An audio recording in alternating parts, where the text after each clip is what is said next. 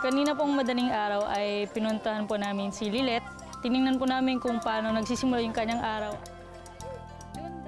Camera One, nabuo yung concept niya dun sa idea na maraming tao ngayon yung may camera. Lahat ng tao nag-upload na sa internet ng mga kanya-kanyang films or pelikula. Ako po si Franklin Salindato of World Vision.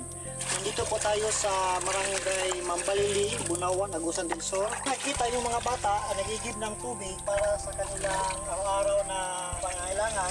Bilma po muna tayo, antayin natin si doktor kasi tinatawag pa ng mga nurses kasi darating daw. Bakit hindi natin gamitin yung same power, yung same capacity to tell our leaders, total election naman, kung ano talaga yung sitwasyon natin. Ito yung buhay sa evacuation center ng Landayan. Hirapan ng ating mga kapwa. Gabayan nyo naman po kami dito ng mga pasyente nyo sa probinsya. Kaya kami pumupunta dito dahil wala kaming pera at umaasa kaming magamot. Si Direk Brillante Mendoza yung nakita namin perfect na director for the project. Kasi unang-una, pareho kami ng advocacy.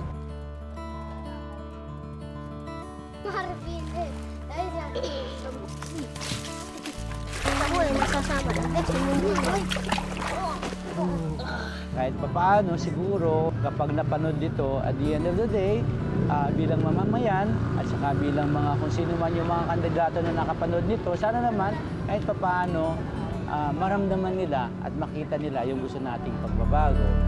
Hindi rin pa rin yung matungkulan ng isang kandidato, hindi na kailangan iboto. Kailangan iboto natin yung sigurado. Kaya ako ang mayor ko, blanco. Wala akong iboboto. Challenging siya in a way na hindi lang sa amin basta-basta manggagaling yung input tsaka yung mga videos na ipapalabas.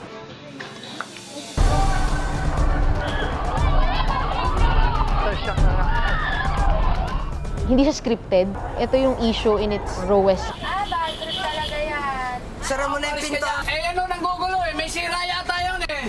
Eh yabang-yabang mo eh.